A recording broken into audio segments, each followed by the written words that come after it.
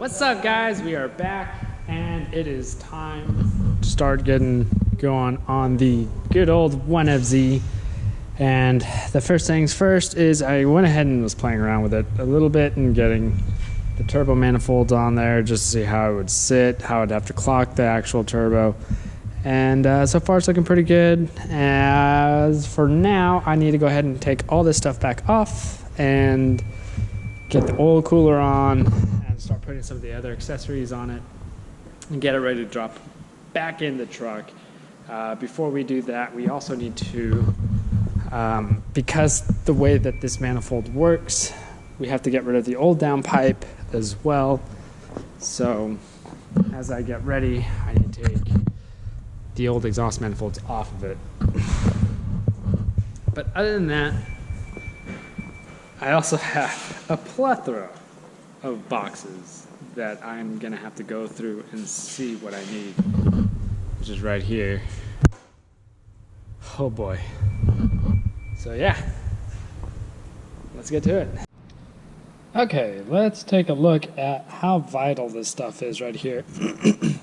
This is the oil cooler. So here's the old one. This is the new one.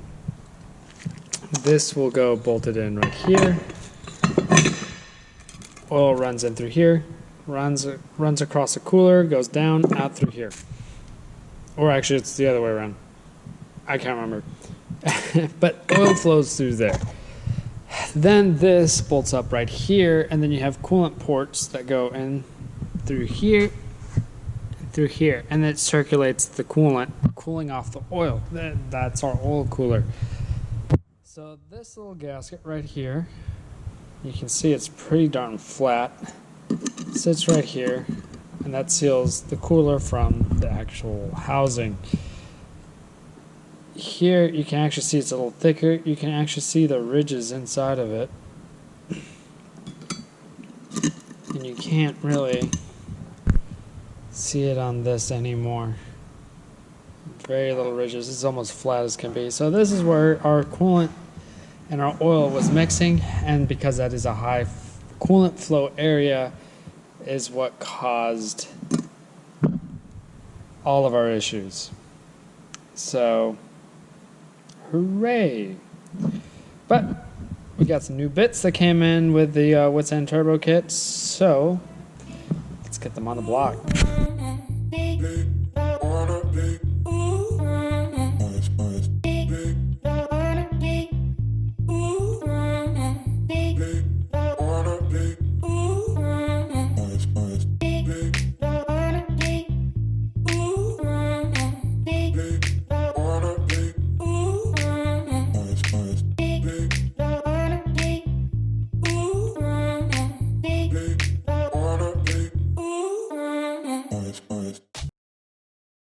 Well, I did it again. I started working on some and then I completely forgot to show you guys. But I got the oil return line installed on the oil pump. It was pretty straightforward. I ran ahead and removed the lower pan so I can make sure no metal shavings were going into the actual pan itself and making sure they all fell on the floor.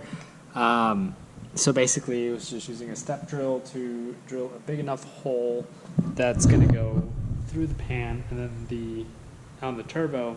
To explain this, there's a feed line and a return line, and oil is pumped from the oil pump to the top of the turbo, lubricates the bearings for the turbo, and then it goes up to the bottom. Then it is returned into the oil pan.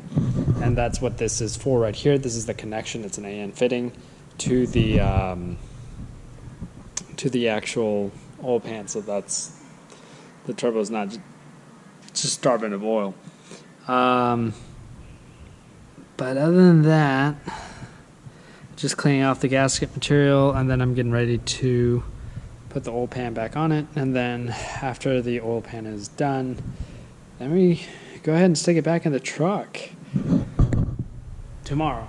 It is already 6 o'clock. I'm gonna go home and see my kid, my wife. So we'll just go tomorrow. All right, so the engine is ready to go back in. I got it tilted kind of funny right now, and I just got silicone all over my hand. And why did I do that? Because I wanted to. The oil return line for the turbo is right here. I went ahead and drilled a hole through that little pan. They required you to drill a hole, and then I drilled 3 smaller 1/8 holes and then threaded them for the bolt-ons, for these bolts here to bolt them on. Other than that, I took the bottom pan off so I made sure no metal shavings got collected at the bottom of the pan, and then was able to clean the goalie out very well. So now that I have all that taken care of, I have the motor mounts and brackets on there. It is ready to go back in the truck, and Alex can agree. He agrees. So let's get to that. But also Mustangs, yes. It's not official. Not official, he says. And only the good Mustangs. Only the good one, yeah, not the crappy ones. No 90s. No. Okay. Ugh. This thing weighs a ton. It weighs more than you. It does weigh more than me.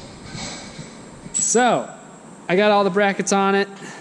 Joey's got the engine's hoister, yeah. I got the chain on it. So, we're gonna go ahead and make the engine and the truck as one. So this is very exciting times. Very exciting.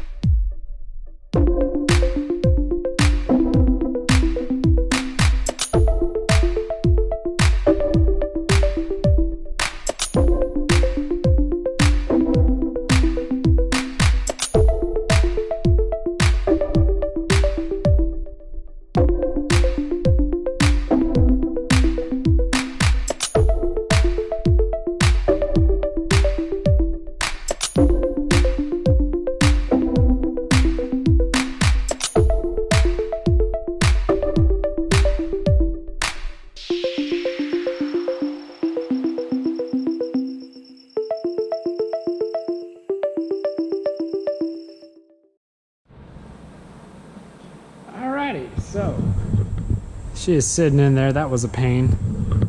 I probably did it the hard way. because I left the transmission in there, so we had to stab the engine to the transmission and then get the engine bolted onto the frame. But nonetheless, it is on there. Now I need to go ahead and button up the transmission bolts and also take the old downpipe off because we are no longer going to need it since we're running a downpipe or a J-pipe off of the turbo. So, yeah. It's moving along. I'm tired. This is finally starting to see kind of the light at the end of the tunnel. I'll hopefully have this running pretty soon. I'm still waiting on the injectors. We sent them out to go get them flow matched, and the J-pipe and the exhaust manifolds, we sent them out to go get ceramic coated. So we're waiting on those to get back, and so we'll see when those come back. But there's still plenty of stuff for us to do. As far as that, that's the end of this episode. The engine is back in the 80. We're back in business on getting stuff going on it. And I will just see y'all next time. Don't forget. Yeah, no, don't worry about it. I'll just see y'all next time.